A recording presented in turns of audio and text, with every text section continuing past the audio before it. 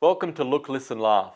Now this week I'm branching out a little by having the first musician on this podcast. Now he's been the musical director and creative mind behind big musical productions based on the music of John Lennon, Leonard Cohen, Tom Waits, who are all personal favorites of mine, and this guy is a personal favorite of mine. I've had long chats with him over the years. In fact, we once walked across Spain together, so I'm looking forward to sitting down and having a chat with none other than Stewart D'Arrietta.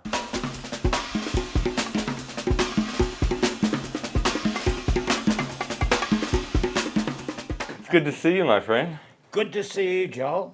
You and I always enjoy your company, and I've had your company a lot over the years with, especially over a decade now, when you and I walked the road to Santiago together in Spain. Indeed. And I had a bung leg at that time. You did? Yeah, and I was smoking profusely. I remember those moments when it would be pissing down raining. Right. And you'd come up to me and ask, you had a camera in your hand, and ask me relevant questions as to how I felt towards the fact that we had a hill that was going to be like a 500-metre walk. And I was gasping on a cigarette saying, I'm just so excited about it. Yeah. This is a great idea, Joel. But it was interesting on days like that. I had someone ask me afterwards, did you have any epiphanies on, that kind of...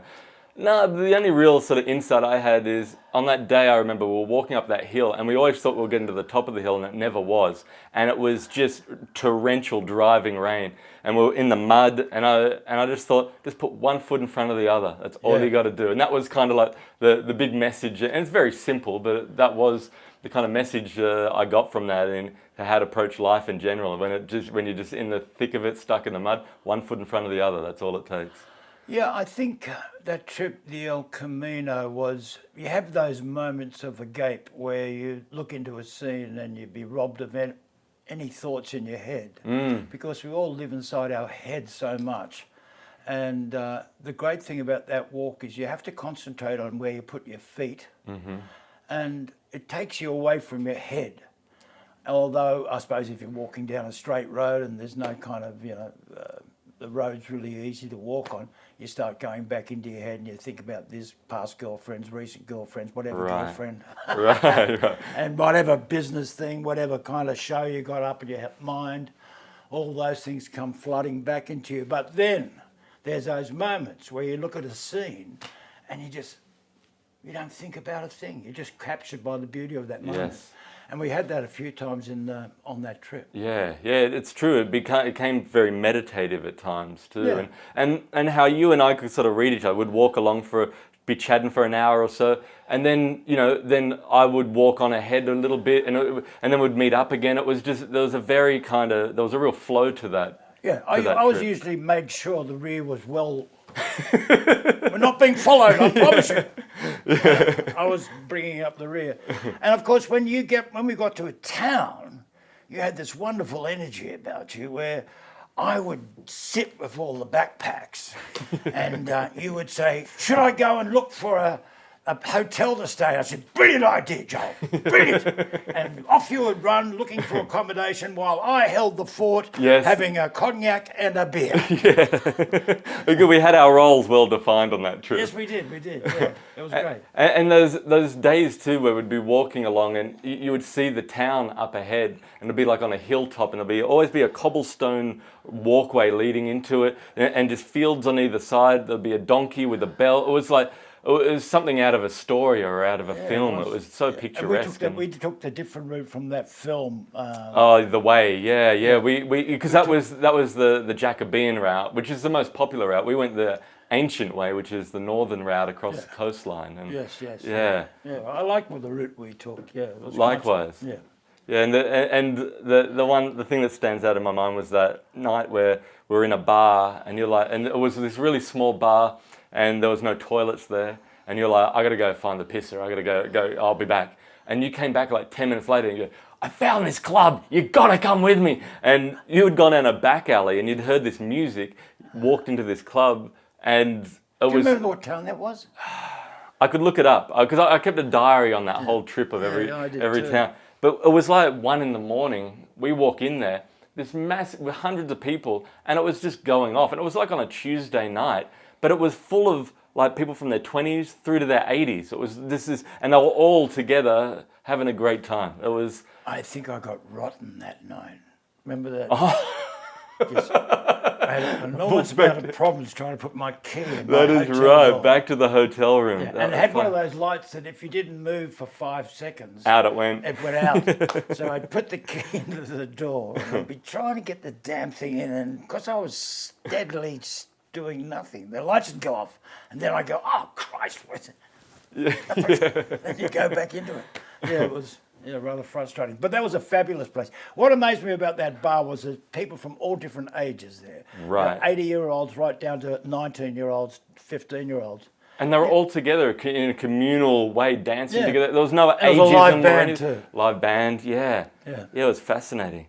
Yeah. And a lot of people, you know, the road to Santiago was brought about as a pilgrimage for Catholics to walk across to across the country. But we would stop off every so often in different churches along the way, and just go in and take a look. And it was, I remember having this idea of what it is to have faith, or what it is for people to be drawn to the church, because I remember it was pissing rain, howling wind, and we went into this church and the doors closed, and it was almost like an airtight whoosh, and then it was just this silence in there and this warmth in the church. And then I'm like, yeah, that's what attracts people, I think, to the idea of a religion, or it was all this turmoil outside, but they have some tranquility and peace within this church environment. You and I are walking through there. Suddenly these doors burst open and these guys in robes start walking out. Yeah. And they were like ignoring us, but they were like doing this kind of march towards us, and we're scampering around the church,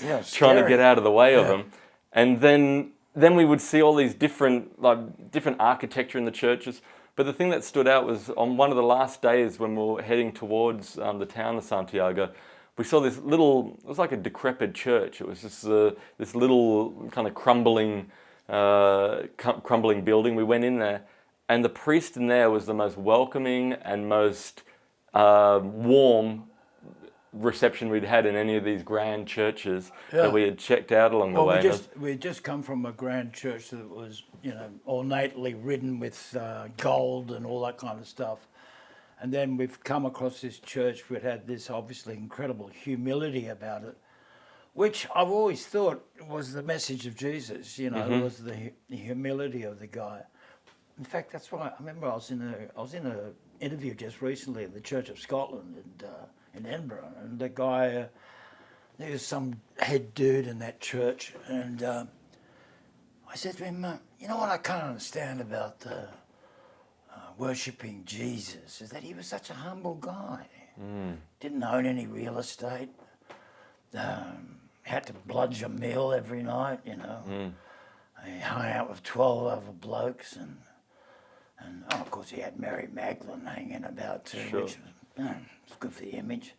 And but there's nothing in his diatribe or in his preaching. He said, "You got to worship me." He said, so I always wonder about this whole incredible amount of religions that have been brought up on that one premise of, on Jesus and the Bible and all that kind of stuff. And that church, that walk we did, although it was, supposedly a history of a Catholic church, pilgrimage, there was something spiritual that was ill-defined. Beyond that category. Yeah. Beyond any kind of religious kind of doctrine or anything. And it was at times quite moving, Yeah. And remember we met that Canadian guy he'd become estranged from his daughter. Yeah, and his son had passed. Yeah. And he was walking in honour of memory of his son. Yeah, it was a sad. And he never really got back with his daughter because I rang him. He was Canadian, wasn't he? Yeah, he was a lovely guy. And we ran into him along the walk, and then we got separated at some point. Now, was he doing it on a bike? Yeah, he was doing He it was. on a bike. So we kind of regretted it. Yeah. Because I missed out on so much doing it on a bike. Yes, yeah. But we would meet up in towns. We would see him. I said to him, "Do you want to change? You can walk. I'll take your bike."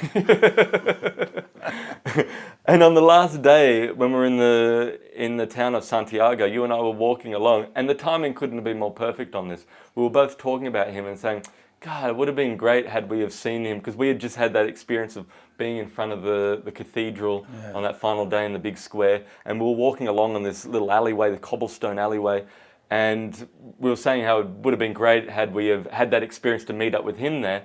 Right around the corner he walks, and we just run into him out of the blue. And we went for dinner that night, and I think I had my umbrella stolen while I was there. You did, that's right. You had that umbrella for the whole trip, and then someone stole it when you got there. That was your offering for the walk.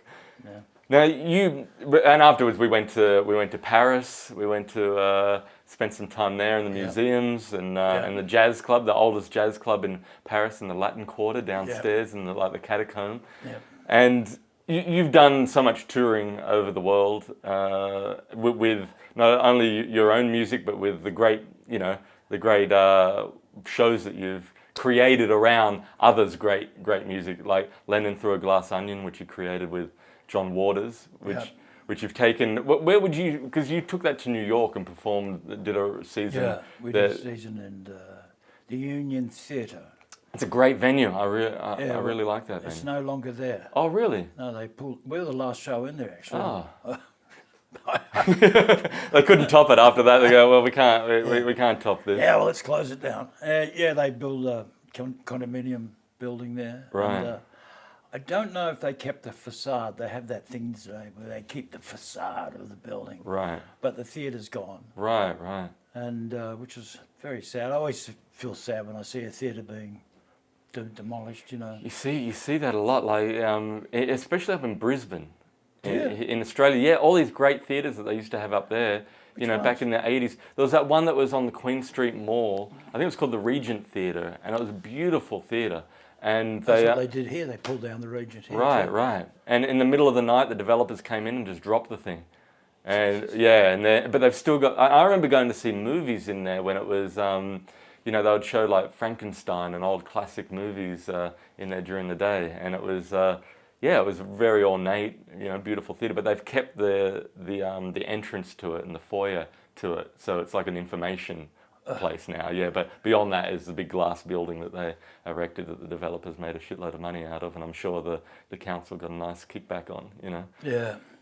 There's a theatre in Brisbane I love, the Princess Theatre. Oh, yeah. Yeah, it's a beauty. It's a 400 and something seater. Right. And it's very old, and the guys who run it also run the Tivoli. Nice. Yeah, it's a great space. They're two really great theatres. I really like those two theatres. And how did you find it doing the Lennon show, the music of John Lennon in New York? Pretty exhausting. It was 8 shows a week. Yeah. It was also winter. Right. John, unfortunately, although he's an Englishman, John Waters you're talking about. John suffers from the cold considerably. Oh. So every time he would go out to brave the elements, he looked like Douglas Mawson. I mean, he'd have... Jesus, mate, we're not going to the North Pole. Antarctic, yeah. But, so he really suffered with the cold. It was full on. Yeah. It was full on. Just to let everyone know, this show you created back in the 90s with the actor John Waters, and you're a musical director and a major, it's like a two-man show basically about the music of John Lennon. Yeah, Johnny rang me up in 1992 and asked me if I would like to get involved with him putting together this thing called, Glass Onion, Looking Through a Glass Onion. And I said, yeah. He said, I've got a month booked at the Tilbury Hotel down in Woolloomooloo. Right. I said, fantastic, we've got a month's work. Fantastic. Okay, so we put it together. John wrote the script, the monologue, and I just structured it with him, with the music. And so we started it out at the Tilbury. And we had this chap come up who wanted to produce the show. And so we started doing it as a two-man show, and we did it around various places, regional areas. And then it became blatantly obvious to me that this gentleman wasn't doing a great job of producing it. Mm-hmm. And I had some, legal background and all that crap. I thought, well, I could do this. So I started producing it, and then we started doing it with the band.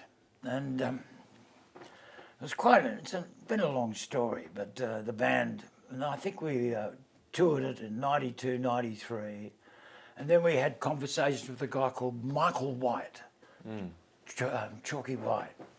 And he was the guy who introduced Yoko, supposedly, to John Lennon at an art gallery in Soho in London.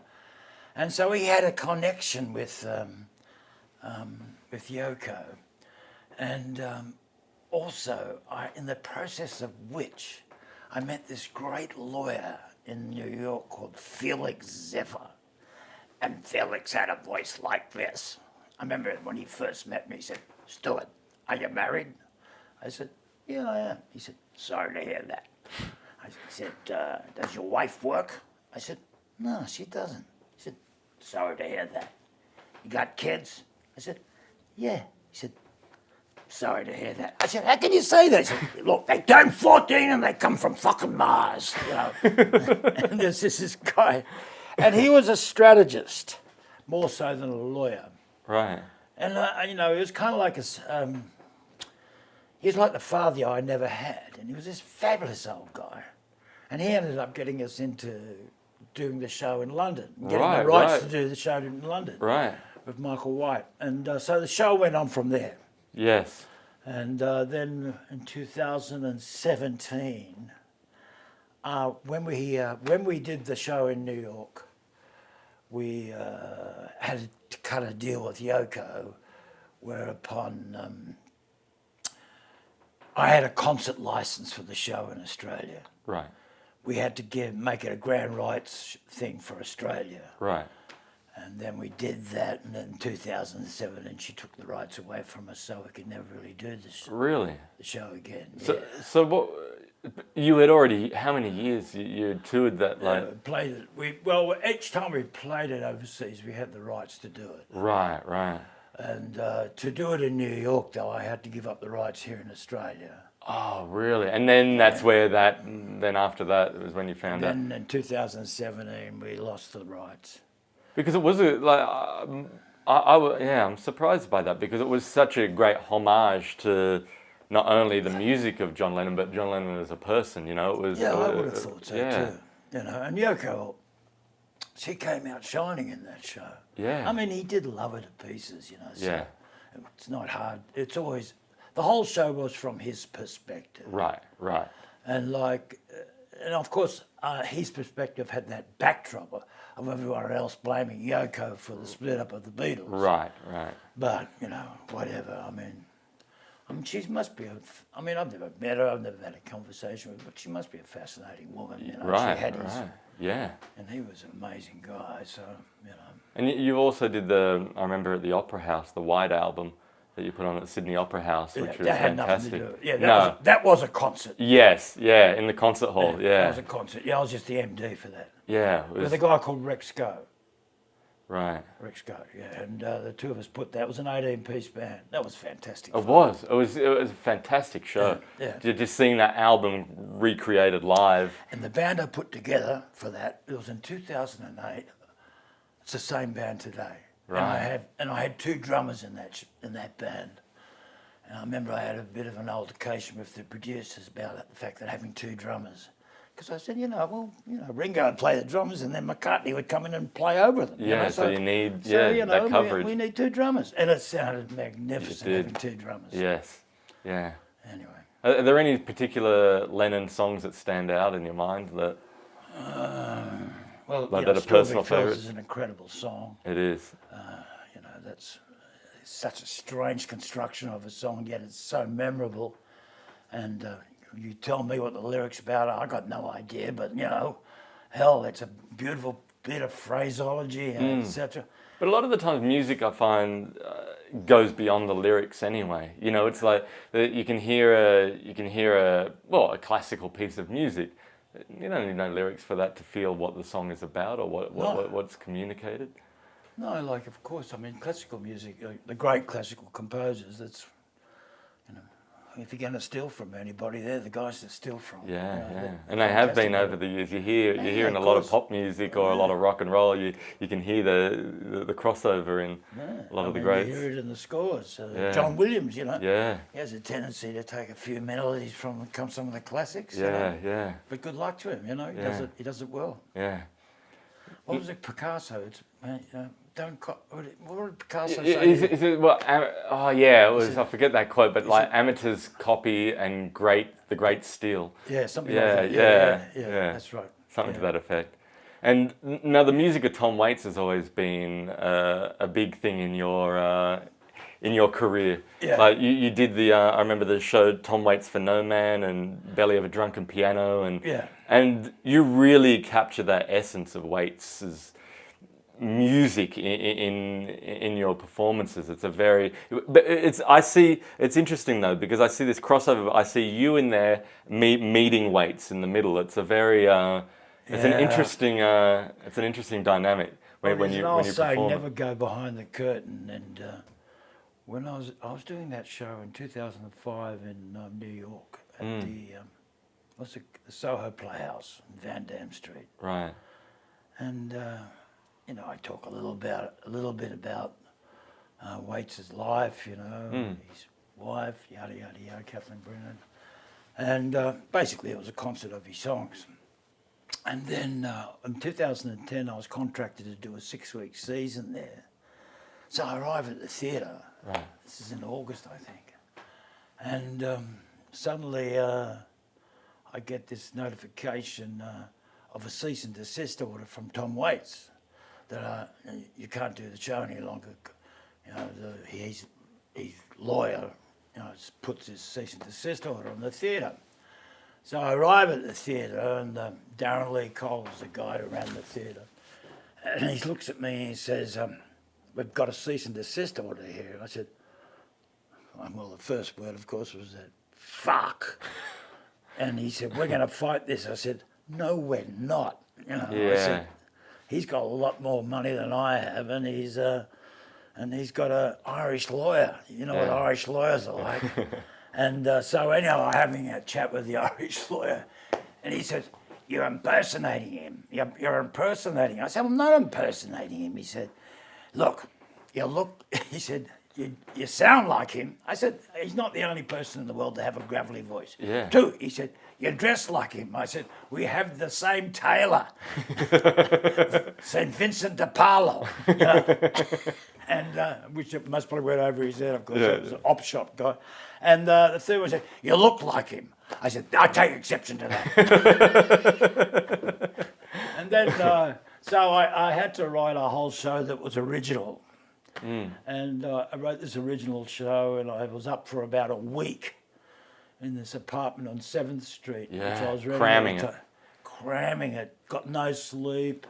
Wow. And I was sharing a window with about 4 billion pigeons that were breeding, and it was like the pigeon, the place where they all went to hang out. Yeah. So you're like living in a coop. The best bar in New York for pigeons. Yeah.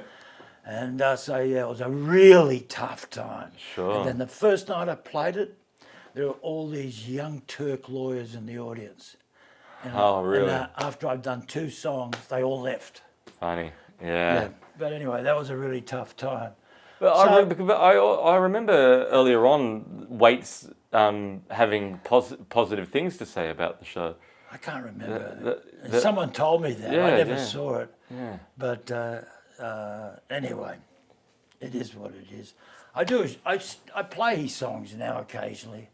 Yeah. And because I love his music. Yeah, likewise. I love his lyrics, I love the bebop, I love his utilisation of chords, his groove. Is there something that you could play for us to give us an example?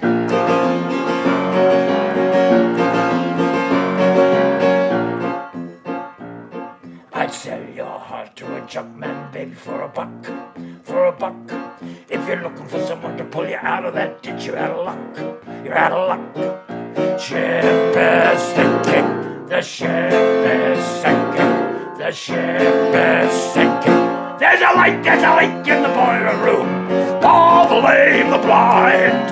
Who are the ones that we left in charge? Killers, thieves, and liars! God's away, God's away, God's away on business, business. God's away, God's away, God's away on business, business. Fantastic. Man, It's a great song. yeah. He's got so many great songs. Yeah, yeah. In fact, that was so good. I think we're just getting a call from his lawyer right now. But that's what I mean. The way that you are able, like, you bring yourself to that, but you're able to capture the essence of Waits' music. Like, I've seen people do his music before, but it's fine. But it lacks that there's the essence of it, essentially, and that's what you encapsulate, and that's maybe what he thought. This is too good, Well, I don't understand it to this day, but anyway, it is what it is. The world is lawyers. Yeah. Too many lawyers. Lawyers, guns, and money, as Yvonne said. Yeah. Lawyers, send me lawyers, guns, and money. Yeah. Well, and Tom he likes to litigate. Yeah, I remember reading a biography of his years ago, and he's been through a lot of that. He's very, He has very been protected. ripped off though. I remember there was that TV ad for a Ford. Frito-Lay's, Frito-Lay it was for, and they hired the guy to. They wanted Tom Waits initially, and he says, "I'm not advertising no chips," And so they got a guy in to do it, and then when it was on, it was the Step Right Up. They had ripped off the Step Right Up tune, and there was a guy. Tom Waits got a call and said, "I can't believe you're doing Frito-Lay commercials." I said, "What the hell are you talking about?" Checked it out. They'd hired a guy to impersonate him, took him to court, and Tom Waits ended up getting that guy on his side to basically say in court, that the advertising company said directly to me, "We want you to impersonate Tom Waits." So and then he won a heap of money out of the Frito-Lay company. Right. Yeah. Right. Yeah. So that was like a full-on, that was very easily proven in court that they were ripping off, Tom Waits, but changing his lyrics about chips. So, Step right, get your chips here. Yeah. So I guess I can understand. Everyone's a winner. Bargains galore. Yeah, look at these chips. They taste chips so for good. everyone. Yeah, chips. Yeah. One chip. And the other, moving on from Waits, the other one who you have immortalized so well is the music of Leonard Cohen's. Yeah. As well, and in that show, it's I remember my mum seeing the show at the Opera House, and she's like, "That's one of the best concerts I've seen. The way that Stewie can take that music, make it his own, yet still communicate, the message of the song. It was, fantastic that you were able to." He's another great songwriter. Yeah. And a different kind of character altogether from Mr. Waits. Right. Spiritual, sexual. See, Tom's never really sexual. No. Cohen's got this underbelly of sex underpinning all his spiritual shite. Right. So, he's an extraordinary songwriter. And then he was a beautiful cat. Yes. A beautiful, humble man. Very. And there was something elevated about him too, Yeah. I mean, he was a Jewish guy, went on that whole journey of trying to find the enlightenment, Right. Lived in a Buddhist monastery for 5.5 years, went to a Hindu philosopher a year and living in a shitty hotel in Mumbai, Yeah. And thankfully his manager ripped him off, otherwise we wouldn't have had him touring in those later years, He can't return from the mountain to go on tour again. That's an extraordinary thing, isn't it? Right. He couldn't get arrested before that. Right. And she rips him off, and maybe it was part of his life, he did go away, he did meditate for in this Buddhist monastery. And out of that comes a situation while he's getting enlightenment. His manager's getting his dough. Yeah. He's forced into a situation he has to tour again, and suddenly he becomes the most popular artist in the world. Yes. How many times I've done that show? I saw Leonard in, this place. I saw Leonard here. I saw Leonard there. Oh, it was amazing. It was a religious experience. Yeah. Did you feel a religious experience watching me? Because if you did, I'm feeling sorry for you. We were talking before about lyrics. That's what I love about Cohen's. Like the music is great, but the lyrics are like stand out on a page by themselves. You know. Yeah, and I think it's important in a song to have that kind of element in the song. I suppose also when you get older, you demand more. Right. And like the thing about Cohen, he was first of all a poet and a novelist before he became a songwriter. Right. And there's a similar scenario with Tom. You know, his lyrics are extraordinary. His imagery. I met a guy in LA one day, and he was telling me about he used to work in a bookshop in Los Angeles, and Tom would come in just about every week and buy a couple of books on poetry. Right. So he would, I think, he absorbed poetry a lot, and in so doing, you know, I'm sure, and I've seen some things. I'm sure he stole from various other writers. Right. But you know. As we talked about Picasso, you know, you can either copy or if you're really smart, you steal. Yeah. And it's steal it in such a way that it's not obvious, you know. Because I always found a crossover with the sort of characters that Waits portrays in his songs to the characters in like a Bukowski poem. You know, there's a real crossover there. Like they blend together very well. Those characters, that scene. Yeah, well, Bukowski I think had a lot to do with Tom. You know, in regards to his lyric writing and that, and also how he positioned himself in as an identity. Right. I mean, obviously Tom had a problem with alcohol early in his life, and somehow he's caught by that image of that. You know, rather have a bottle in front of me than in front of lobotomy. You know, yeah. And It's like he's moved on from there considerably. I mean, I think he gave up alcohol in the mid-'80s. Right. And he hasn't drunk since. Yeah. And I don't know, I think he doesn't even smoke anymore. Right. God bless him for that, you know. Yeah. So, I remember reading, I think he was opening, was it Bette Midler that he was opening for? Or it was someone where they would go on tour and they would all go stay in the 5-star hotel, and then Tom would go and stay, you know, in this little hole in the wall motel, you know, down with the Bowery Boys. You know, like he would be, he actually would, you know, separate himself to go and live that life, to immerse himself in that environment. Yeah, I think he was caught into that scenario. But you know, hey, he lives now in Simona, I think. Or something like that, yeah, on his property. 5-star, you know. Yeah, well, he's earned it. He's earned it. Yeah. I mean, his kids have all grown up. They're all great kids. I think his son's a drummer. Right. I'm not sure about that, but and he's still married to the same woman. Yeah, Kathleen Brennan. Yeah. And she's obviously a really smart chick. She's Irish too. Right. Yes. Watch out for the Irish. I mean, I'm half Irish myself, so I know. You know enough to know. Yeah. I work with an Irishman when I'm in Ireland. You know, we do Leonard Cohen show. Yeah. I do it in Ireland and Germany and places around Europe, and it's all under this guy who's an Irishman. He's a great guy. I mean, I love the Irish. They're fantastic. Sure. You know, where would we be without the Jewish and Irish jokes? Right. There wouldn't be jokes. Right. You know. And it was interesting with Cohen. Like one of the last times I saw him, his last show in Australia, actually, at the Opera House. Yeah. And he, you know, and he would just have the little jokes between. Yeah. You know, like I remember when I was here when I was a 60-year-old.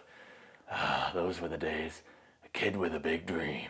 I was just a kid. Yeah. It was really nice to have, and it was that, you know, I'm sure you've heard it a million times after your shows, but how that sense of communal unity in his live shows.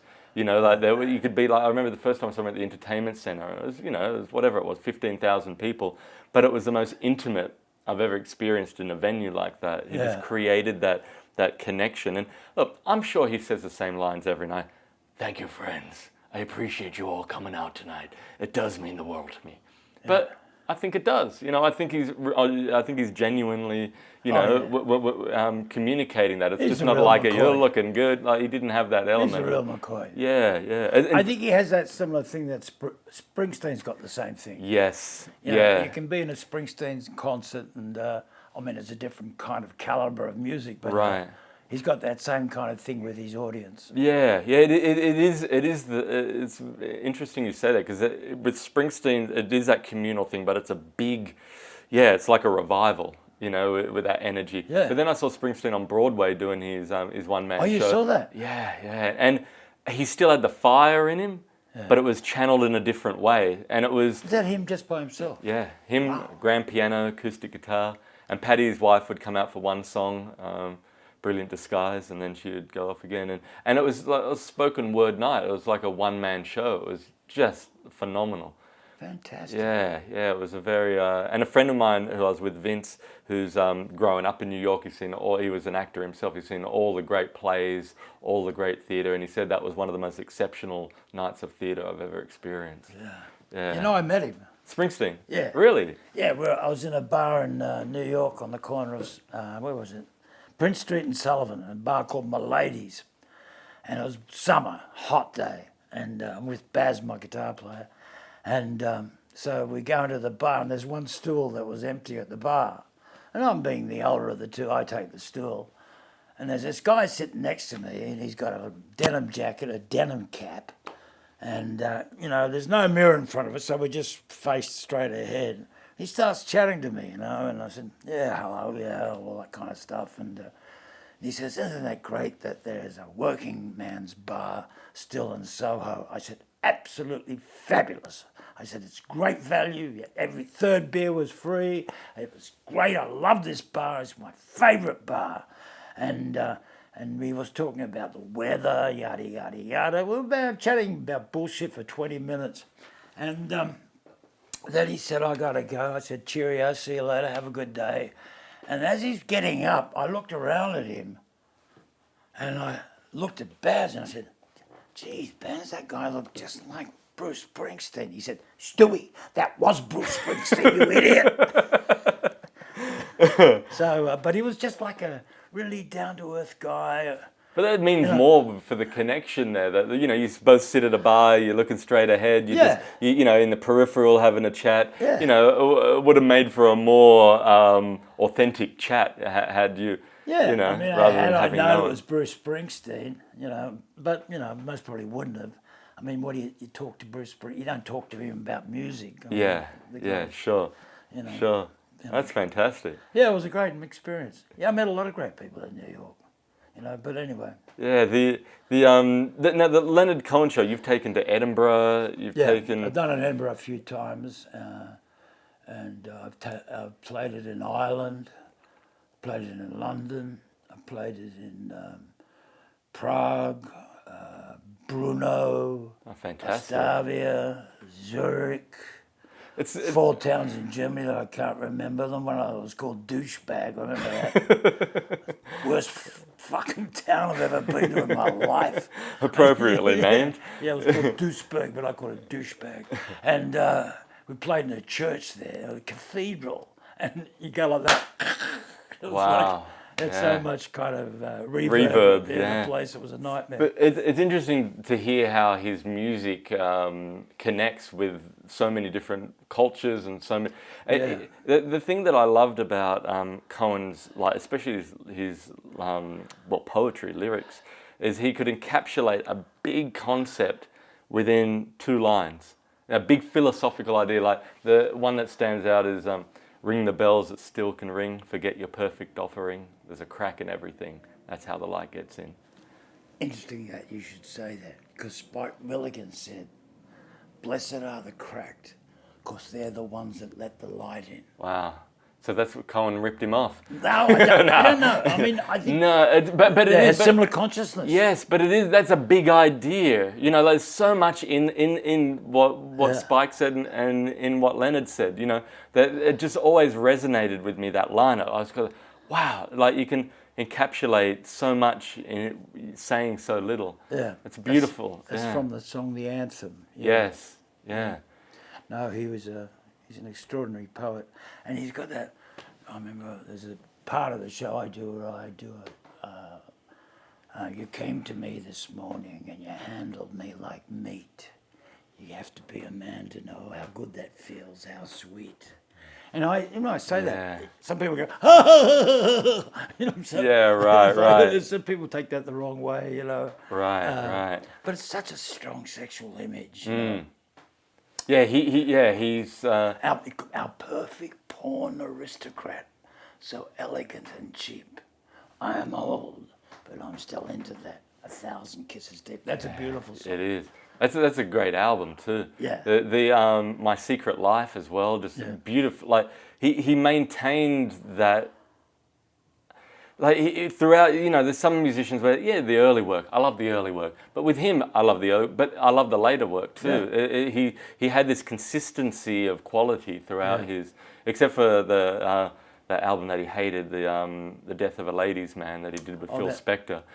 Where Phil Spector had him at gunpoint and as a hostage in his house till all hours of the morning. Yeah, I mean, I think he walked in, he had 3 drummers, 4 bass guitarists. You know, he was completely dumbfounded by this kind of arrangement of musicians that he had set up for this particular thing. No, that wasn't one of his great pieces of work. No.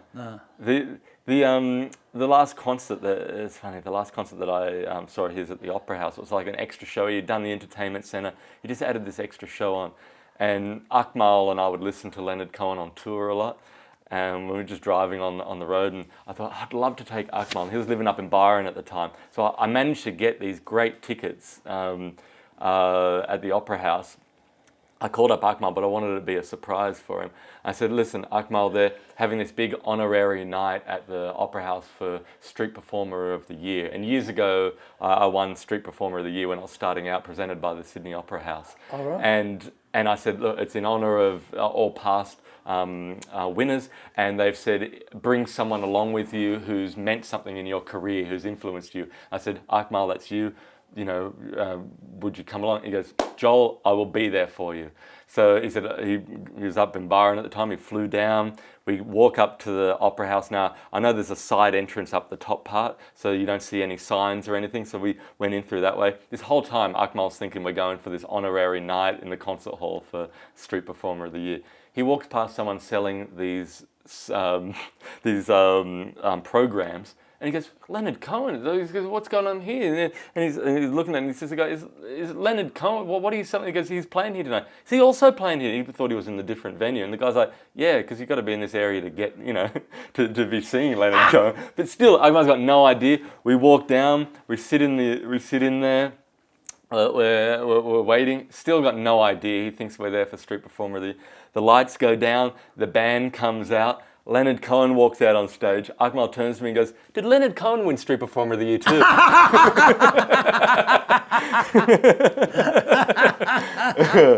Oh dear. And Akmal said after that, he said that's one of the best concerts he's ever been to. It was just such a beautiful experience. Oh, you know? yeah. Especially in the Opera House too, a smaller venue for Cohen, you know, to see him in that. And we had great tickets, and it was just and he performed for over 3 hours too. It was just a real... Yeah, amazing. Yeah. When was that? What year? That would have been 2016. It was like a year before he passed. Oh, that would have been 2015. Yeah. He died in 2016. Are there any particular songs of Cohen that resonate with you? Yeah, there's all that one. And I love I take this kind of like to a New Orleans feel. Friends have gone and my hair is grey. I ache in the places where I used to play. But I'm crazy for love, but I'm not coming on. I'm just paying my rent every day in the town of song. And there's that one. And this song, the Dance Me to the End of Love. Yes. It's used for weddings and all that kind of stuff. But he wrote this song when he found out Jewish string quartets were used to serenade fellow Jewish inmates in the camps. concentrate Yes. camps into the gas chambers. So, Yeah. so I give it a kind of a klezmer feel. La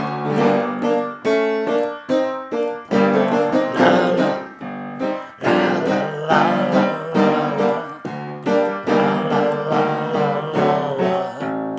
la. And by the end of the song, it goes to la la la la la la la la la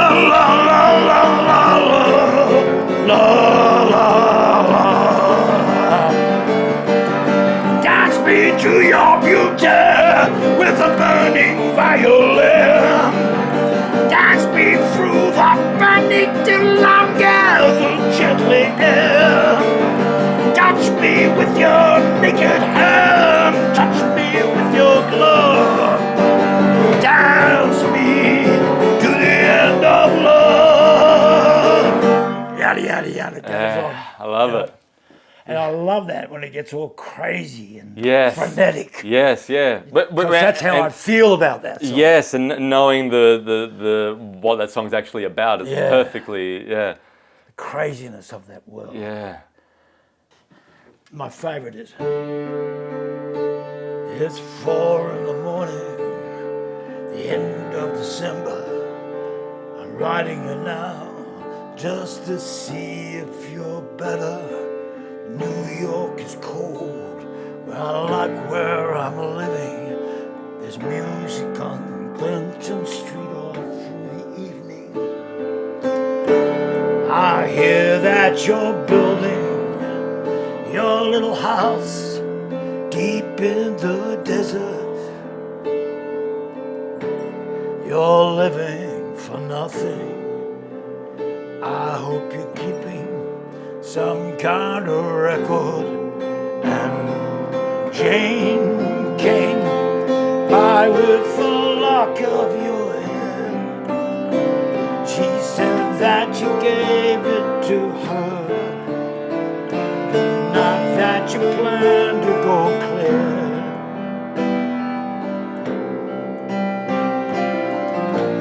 Did you ever go clear? That's Yeah, it's beautiful. Yeah, it's and a the beautiful imagery that's created in that. Yeah, it's a great song. It's a great song. And of course, you know, the funny thing is, Leo Sayer did that song, When I See You, I love my heart and I love... Well, Hello. unfortunately, Cohen's publishers sued the guys who wrote that song for Leo. Oh, really? So they lost all the rights to that song because they basically had ripped off Cohen. Yeah, wow. I didn't know that. Yeah. Yeah. Well, you know, it's interesting nowadays when you hear a lot of music that's been influenced from what's come before, but blatantly as well. And Yeah, I mean, some of it's quite sad. I think the one with Men at Work. oh yeah, that was ridiculous. That was ridiculous. Yeah. And that poor guy I remember committing seeing suicide. And I remember seeing Colin Hay live, and he goes, just before he played Land Down Under, he says, you know, when I wrote this song, there wasn't a fucking kookaburra in sight. And then just got straight into it. Yeah, he's a great character. He's Yeah. a great character. Yeah, that was ridiculous because I think it was the accent of the melody. Da da da da da da da da da da da da. Yeah. And it was a da da da da da da da da. Yeah. I mean, please. Come on. Yeah. Yeah. Come on. They're I saw that they're touring again in like Portugal, and because they're huge over there back in the day. They were Right. huge everywhere, but yeah, I was like, wow, Men at Work are back together. Yeah. Yeah. Now, speaking of overseas music, Yeah. the album that you have selected for your favorite, because I was like, what's Stewie gonna pick? And man, you threw a curveball on this one. Well, it's this one here is King Sunny Ade, a Nigerian artist. It was actually signed to Island Records, you know, Bob Marley and all those cats. Yeah. Sunny Ade, though, never really Europeanized or Americanized his music. Right, he kept it. Always kept it to the African roots. Yes. And it's kind of got this... I don't really listen to a lot of music. Right. I used to work with a guy called Ross Hannaford. Ross played guitar on my last album and fortunately he passed away. Gorgeous man, total gentleman, and an incredible guitar player and musician.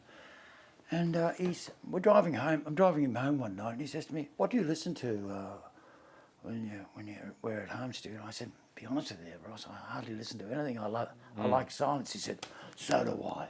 I never listen to a thing." And it's kind of because your life is music. You play a lot, and of course, there's lots of musicians who listen to music, and I always find it like that. If I'm listening to something, I'll have a tendency maybe to start writing in that in that vein. In that vein. Yes. Well, with King Sunny Our Day, it's like it's a different type of format, and it's African. I don't even understand the lyrics. Right. But it's got this manner of almost like a hypnotic feel with me, and it's such a very pleasant feeling I have out of it. And of course, I love classical music too. I listen to a lot of classical music. I'm a big fan of Eric Satie, Satie, or however you pronounce his name. And so it's music that's hasn't got a lot of any hook lines per se. Right. Other than it's got an incredible groove in it. Yes, bass groove. And Yeah. I've always loved the African groove because it's not just a simple 4/4. It's a very polyrhythmic feel that. But it's a very joyous sound too, and it elevates you. You know, Yeah. my wife Erica said, when I was driving, listening to it in the car this week, she's like, "This is the first time you've driven and you're so relaxed with the other drivers." She said, yeah, she says, "You're not getting annoyed with this person cutting you off or that person doing that." Yeah, there's something to that. Yeah. Well, maybe that's it. I never thought of it in that context, but yeah, it's very relaxing. Yeah, and also too, it's like we were talking before. You don't need to understand the lyrics to connect to what's being communicated. And actually, I had that on the walk when we were walking the road to Santiago. I remember one day there was this old man as we were exiting one of the towns, and he was an old Spanish man. I don't speak Spanish. He didn't speak English, but we had this communication. He was talking Spanish to me. I was talking English back to him, and we had this communication going as we're walking along. And it was like we just connected, and neither of us knew what we were talking about, but we knew where we were both coming from. And it was just, and then the road forked off. He went in that direction, I went in that direction. But it was like, yeah, we were able to connect on this deeper level than language. And I feel that listening to that. Yeah. Oh, I'm glad you like it. Yeah, I do. Yeah. And he's like, is he still touring? I don't like. Look, I'm not sure, but I think he's definitely around. He's he's in his late 70s. You know, he's very kind of altruistic in relationship to helping his fellow brothers in Nigeria. He has a place for young musicians. Studio, yada yada yada. Right, so I he mean, the gives guy's back. a big star over there. I would imagine. Yeah. And he's also born of royal blood. Oh right. A bit like that guy Salif Keita. You know, he's Oh another guy. yes. He's got royal blood in him. Yeah. Have you got any royal blood? I haven't got any royal blood. I got no royal blood. No royalty, unfortunately. Yeah. Or fortunately. Yeah, thank God. Yeah. It wouldn't be terrible to be Harry and all those poor people. Yeah, under that scrutiny. Oh, gosh. Yeah, you were, because you're an accredited lawyer as well, right? No, not accredited. I studied law and graduated. I worked a little while as a judge, as associate, but I never really thought I'd be much good as a lawyer. And You've got too much of a conscience, I think. Well, you know, we have too many lawyers in the world.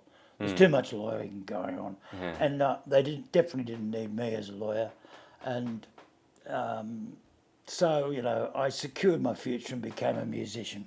Yeah. You know? No, it's a tough gig being a lawyer. I mean, I found studying law very satisfying. You know. Right. Yeah. But the actual practicing of it was not good for me. No, not good for the my soul. thing. No, I don't think so. Yeah. You know? But, you know, some of my friends are lawyers and some of them really love it. Some, you know, I mean, a couple of them are judges and they've done really well and they enjoy the whole procedure. I think it takes a certain temperament to be like to thrive in that world, and knowing you've got more of a soulful temperament. More of a, you know, there's more of a purity there. I think that I have worked for some judges who have a soulful content in what they do, and they've got a great conscience about society Right. and their role in society. Right. I worked with a great Aboriginal judge once called Bob Belair. He was a gorgeous guy. I really loved Bob. And we got on great. I mean, he was a really atypical Australian, and although being Aboriginal, of course. Right. And he was the only Aboriginal judge in the whole district court, the only Aboriginal judge. Ah. So they used to put him on a circuit out in the far-flung regions of New South Wales and the west there. And they put him out there to deal justice to the blackfellas out there, and he's a brother, you know. And he was a great guy. I remember I was walking one night. I was in Burke, and we're walking up to Burke, up to the RSL club to have dinner with him. He's waiting for me, and I'm walking up there, and I walk past these two Aboriginal lads, blackfellas, and as I walk past, I hear the guy say to me, "Captain Cook cunt," and I just laughed my head off. I thought, "Captain Cook cunt. I think that's one for the fucking." And then I got it. I told the judge, and we both had a laugh about it. Because I actually once, I said, "What do I call? What's a politically correct word to utilise for my Aboriginal brothers?" And he said, I said, "Murray's, what is it?" And he said, "Blackfellas. You're a white fella. I'm a black fella." Yes. Yeah. And I said, "Oh, that makes it so much easier." Yeah. I said, "Of course, to remember all the tribal names and all that kind of stuff." And Sure. Sure. But he was a great man, and he had a great conscience.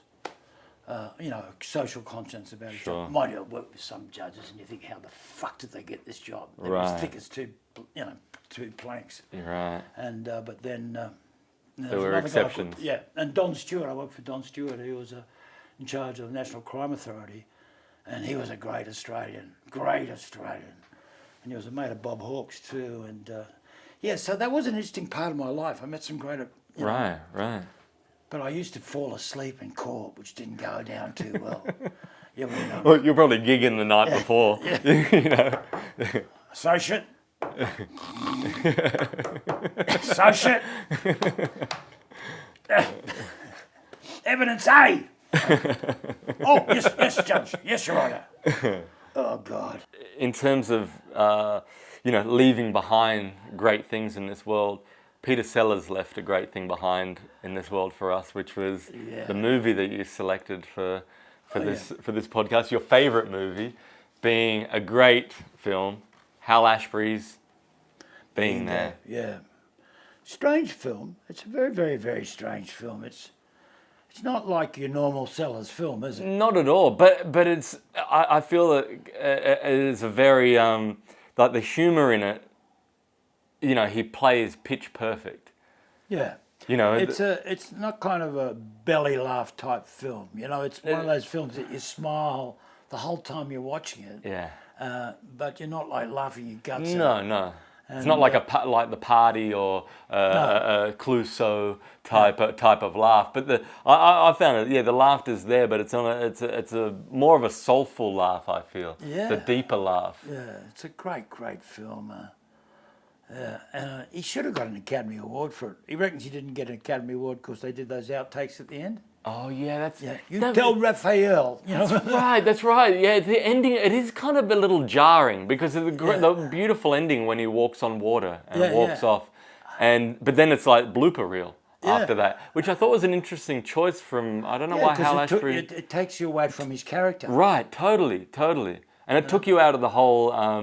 that moving ending too. It's so many layers to this film. Yeah. Like and the commentary in it too on, and it's not clear cut either. Like yes, you know, like he's obsessed with TV. His character, he grew up in this basically cordoned off from the world. He'd never been outdoors. He'd never seen the real world, and he interpreted everything through TV, which would normally, you know, you could write another script that would be detrimental to the person because they would be a violent person or over-sexualized person or something. But with him, it was like the way that he saw the world was totally the opposite. He was very grounded, you know, and there was a naivety to him as well, which in a way, I think of the quote, ignorance is bliss, you know, when Yeah. watching his character in the film and he ends up, you know, having presidents getting his counsel. You Yeah, know, well, the film takes the piss out of out of businessmen and out of Yeah. politicians, you know, and old Chauncey Gardner. I mean, he's just this wonderful character, this incredibly humble. Obviously, a person who's not the brightest cat in the world, but through circumstances, he becomes Chauncey Gardner, Chance, Yeah. the gardener, Yeah. becomes Chauncey Chauncey the Gardner. and he ends up being Mr. Rand's great mate. Yes. And the doctor realises that this guy hasn't got the. He's not a Yeah, really he's bright not all guy at there, all. yeah. He's not even a full quid. Yeah. But he lets it go on because it's he lets him because he's making him happy. Yeah, this guy Rand, who's like one of the puppeteers behind the scenes Yeah. of the political world, and he has influence over the president and over all of these, you know, business people, and yeah, he seeks the counsel of this simpleton essentially. Yeah, yeah. That he Who speaks like a gardener. yeah, who dresses like an aristocratic Englishman. Yeah, but the guy who used to look after let him use his old a suits. wardrobe, yeah, And it's like 1920s, 1930s suits. yeah, yeah. Fantastic. And that great scene, that sex scene with Shirley MacLaine. He said, what do you like to do? I like to watch. Yeah. She's masturbating. under the Yeah. bed. And he's watching TV doing yoga Yeah, positions. yeah. He's oblivious. Yeah. Oblivious to what she's doing. Yeah. Now, the ending of it I thought was interesting too, because I was having a chat with my friend Akmal yesterday about it. And Akmal's always, you know, going down the rabbit hole on conspiracy theories and what have you. But at the ending, when they're the all-seeing eye, the Illuminati logo in the pyramid, Yeah. and the guys that are taking the coffin of Rand towards the to be entombed, and they're talking about who they should have as the next president, and they're saying we're going to get the Chauncey Gardner. You know, he seems he's got good public appeal. He knows what he's talking about, and it's just showing how even the Illuminati don't even know what the hell is going on. There's that incredible scene where he walks along the water. At the end, yeah. Yeah. What's your interpretation of that? Is that It's almost like he's almost like this incredible spiritual being, you know, like a he's Christ-like Jesus figure? Christ, Yeah, like a yeah. Christ-like figure. And I think what Al Ashbury wanted was a big question mark over it, and because I believe he had a plank going out. He walked on this plank and and he tests the water with the and it's just so clever. And he had another ending, I believe, where Shirley MacLaine was going to come down and they were going to walk off together. Together, right? Okay. Yeah. Huh. But that particular ending had a lot more kind of significance in regards to you questioning this whole character. of Chauncey Gardner. Is he this elevated spiritual being that the whole time, and also too because I've thought a lot about that end scene, and I thought that I had for it was like, does he doesn't know the world, right? The real world. So he has this innocence about him. Like when he's walking, the guys are going to mug him. He's not scared. He's not frightened. He's got a knife to his neck, in the ghetto. And he's got his remote control. Yeah. And that's his sort of interpretation. But then at the end, like with the Rand character, it's the first time you see a real emotion from him, that he does cry, that he is affected. And he throws the remote control away after that. And it's like he has no limits then. And he looks at and I'm thinking, there are no limits for this guy. He's created his own world. He doesn't know he can't walk on water. Why couldn't you walk on water? And he just walks off, and maybe, there's also the side of it that maybe he some people like to leave a mark on the earth when they've left. He didn't like to leave any mark on the earth. Yeah, that's true. Yeah, So that's nice. He just Off into the water. Off, not making any dent on the planet, not leaving any memory of him being there on this world. In the first place. That's nice. Yeah. No footprints left. No print on the planet. Yeah. No print. Which would be a nice thing if humanity could figure that out. Yeah, we're living in a tough time, mate. Tough time. The world's really fucked. Yeah, it's very it's interesting with like, because I was talking to Akmal yesterday, and he's obsessed with the Gaza situation. He's watching so much of it, but he's getting so depressed watching that. Yeah. And there is that. It's not good for the soul. No, no. But there's so many distractions that take away from. Like, I always come down to this simple thing. Like, yeah, it is horrible what has happened in the world, is happening, and what will happen in future in the world. But what can we do about it as an individual? And I figure, as long as you treat people with some kindness and some consideration in your immediate world, if everyone took on that philosophy, game changer. The world changes like that.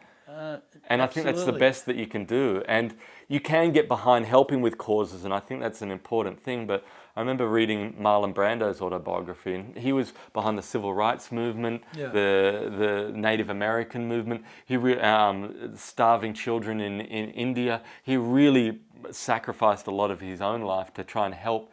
But in doing that, he had that realization at the end of their life, he neglected his own kids, his own relationships, his own wives, his own family. Yeah. You know, he put everything into these other causes, and really his immediate world he neglected. His son killed his sister or something? No, his son killed his sister, this guy, Doug Tremlett, I think was his name. His son Christian killed her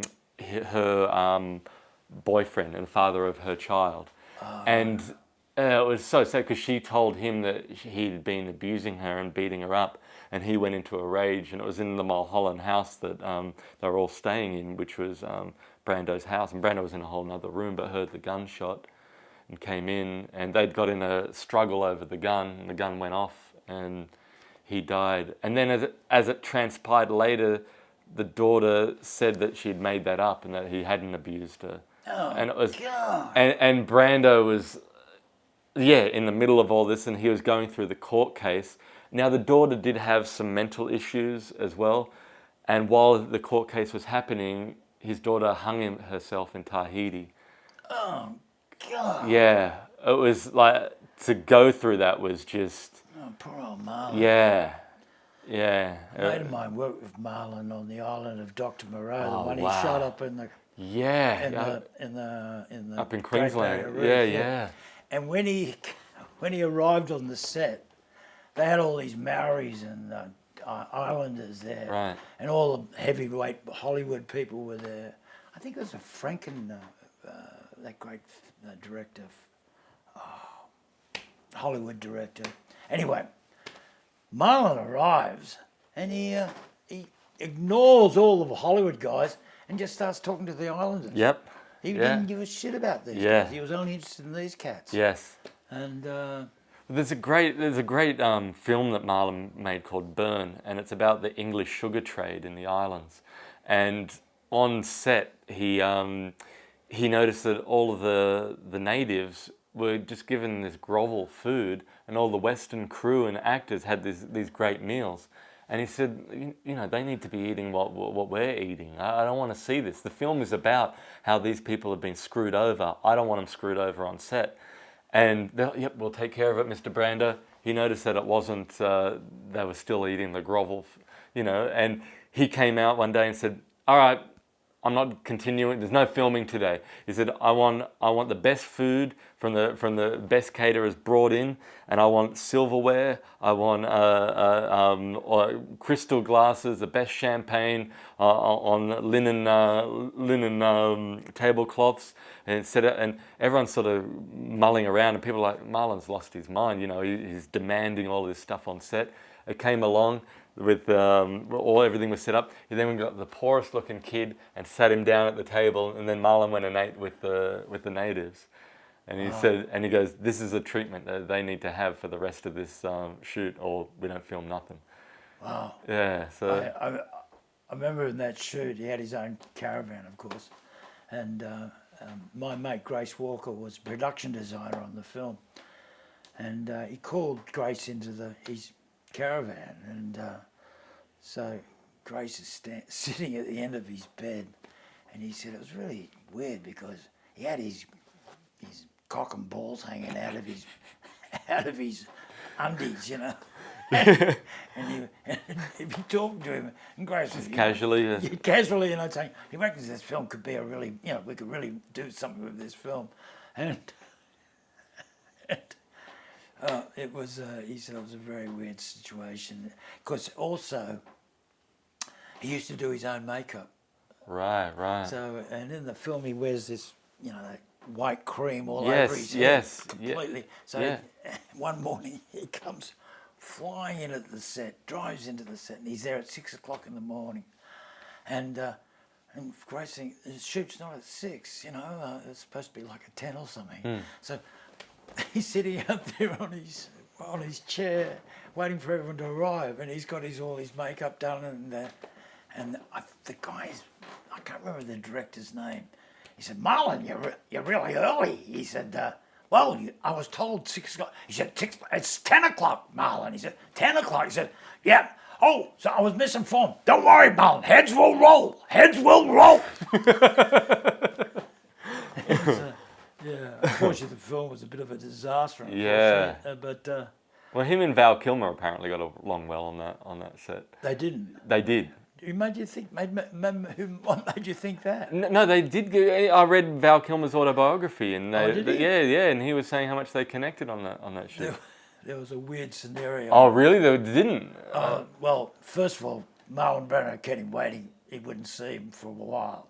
What, Val? Yeah. Right. And then there was this. Val was staying in Cairns, and there was a pineapple kind of a parade going on, or some kind of festival, the pineapple festival, or some kind of tropical fruit festival. Right, yeah. As they do in Queensland. Yeah, and there's all these people coming down the main road. Kilmer, for some unknown reason, thought they were coming to see him. So he comes flying out of his apartment block, and he had a Range Rover, and he ducks down in the back of the Range Rover, and he's hiding in the back seat.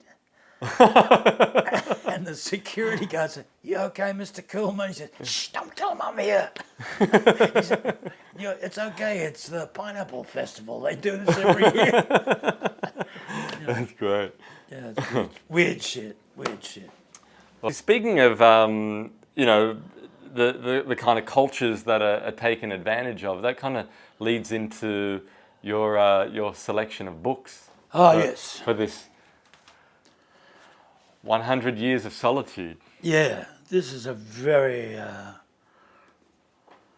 unusual book, as well as the film being there. There's a lot of magic in this particular book. It's kind of about a fictitious place called Macondo or some place like that. And the story of this family that grows up there. They go there to avoid civilization. Civilization ends up coming there, and it's soaked in magic and spiritual world. And I read this at a time. I had a son that only lived for a day, and he died, and it was a terrible time in my life. And I did go on this journey of, discovering a little bit about the spiritual world. And as a result, I had books like this accompanying me, and which imply about the world of spirits and ghosts and things like that. And it's, to me at the time, it had a great resonance. And I'm talking about, it would have been 1990 when I read this book. My son died in 1989. And so it had a kind of resonance for me at that time. And I was reading every book I could on that particular part of the world. And I was brought up Catholic, which gives you no real kind of, anything to really rely on in regards to, what happens in death and things like that. I mean, Catholic Church is not big on that. And they got this concept of heaven and hell. Right. And I think myself personally, both of which exist on this planet. You can have a hell living here, or you can have a heaven living here. I've been very blessed in my life, and I have kind of a heavenly experience. I think, as we all do, living in we work in a business. It's for princes. we have a great life, we have this fantastic life. We don't have to go into an office.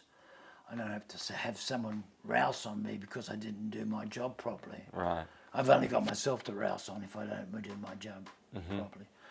So, it was, so that's got to be held in respect to, I've read lots of great books, but this one had most probably more Personal. significance to me because of the time I was reading it and the nature of the, and it's a great, great, great book. Right. Funny enough, I used to live in a house with a ghost out at, when I used to live at Kenthurst. I used to live in this old sandstone home. That's where I was there for 18 years or something out in that place. And I knew there was a ghost in the house, but I never saw him. I just felt his presence. What would happen for you to feel that There was this time when I'd be playing the piano and I used to feel his presence behind me. Right. We were in London for a long period of time, and I came back. I'd rented the house out to these people, and in this deep Eastern European voice I heard in my head, those people were pigs. I'm so happy to have you back. And the guy who built the house was a white Russian who'd escaped from the Tsar. The 1917 revolution, and he'd come down all through that, and he ended up building this house, and it was like a massive house, and it was all made out of rough cut sandstone. And his son lived up the road, and he hated his father for making him build this house. Right. And the guy ended up dying in the main room. So, right. And sometimes people are owned by their houses. Right. There's your images, everything about your house and all that kind of bullshit. Anyway, but I saw a ghost for the first time in my life. It was only just a few weeks ago. It was so weird. I'm playing Wagga Wagga. Yes. So great, they named it twice. Yeah. Wagga Wagga. And I'm in the Wagga Wagga Club Motel. I think it was room number 6. So I'm asleep and I wake up in the middle of the night and there's a woman standing on the end of my bed with her back to me, long hair. And I thought it was my girl, Sandy. I said, Sandy, get back into bed. And she walked towards the corner of the room. I said, get back into bed, come on, get back into the bed. And she went, disappeared. And I'm thinking to myself, that was a fucking ghost. Wow. Wow. And I said, well, I'm going back to sleep then. I just went straight back to Right, sleep. so you didn't turn on the light? She in the cupboard? No, I just went back to sleep. Wow. And it was the first time I'd seen a ghost. Wow. And I thought, of all the places, a motel in Wagga. It's not like some castle in Sandhurst or something. Or some grand theatre. Exactly, Yeah. So, Wow. Yeah, in a motel in Wagga. Wow. Yeah. Wow. Yeah, well, I don't know why a ghost would want to hang around Wagga, No, I've got no idea. It'd be interesting to find out if something happened in that room, What happened to the blonde girl? It up. No. I think the hotel's owned by the Chinese, and there's a very nice lady at the reception, Chinese lady, and but I never really asked her about it. I always ask whenever we go to old theatres. I always ask any ghost stories, any ghost sightings. You'd be surprised the amount of theatres around Australia that people have stories that in the crew, stuff that's going on. And Her Majesty's in Ballarat, that old one with the underground tunnels and stuff underneath. I haven't been downstairs yet. Yeah, it's great, Yeah? And the Powerhouse up in Brisbane. That's a recent theatre, isn't it? Yeah, but it was an old power station, so there were a lot of deaths in there. And then in the 80s, it became a crack house. That's all the graffiti around there, and a lot of drug overdoses in there. So yeah, I've heard a lot of stuff from duty managers and from crew people that they've seen in that theatre. Wow. Yeah, they're out there. Yeah, well, I remember the Theatre Royal in Hobart. There's a lot of ghosts. That's a beautiful theatre, that, isn't it? It's a and the audience, we're doing stand up there, you get that crack of laughter and applause from the audience, and it hits you. It's fantastic. And they're right, It's very close. Yeah, you really feel that done connection. it up. I haven't been there since they've done it. Yeah, up. it's great. It's great. Is it? Yeah, it's beautiful. Yeah, and they got the bigger foyer area That now. used to be a whorehouse. Oh, really? Down below, yeah. Huh. There used to be, and the bowels of that theatre are the foundations of a whorehouse. Really? As all theatres should be. Yeah. Wow. Now, we've heard some great music from talented musicians today that you've shared with us, but there's one great musician whose work I really admire, which is yourself. Thank you very much. Could you take us out on a piece of your own? And beforehand, could you tell us a little bit about? Well, this is a piece from a musical I wrote with Justin Fleming. The musical is called Santiago. It was originally called The Devil's Tango, and then we combined it, calling it Santiago. And this song, this is just a snippet of it. It's called There's a Little Bit of Satan in Us All.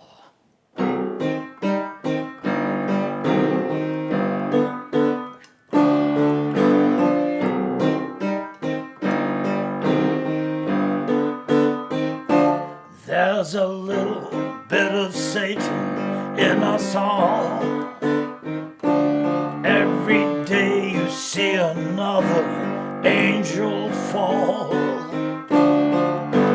Let me tell you, darling, there's a tiny piece of Stalin. Perhaps there's quite a lot, and a fragment of Pol Pot, just a little bit of Satan in us all. There you go. Love it. Thank you, Stewie. Thanks, buddy. It's been great to catch up, chat. Lovely. And I look forward to seeing Radio Luxembourg, your next big show. You're bringing to Sydney, but you're taking it all over the country. Yep, that'll be fun. That'll be fun. Yeah. Yeah, doing that with John Waters, yeah. Fantastic. Well, I look forward to seeing you there. Great. Thanks, mate.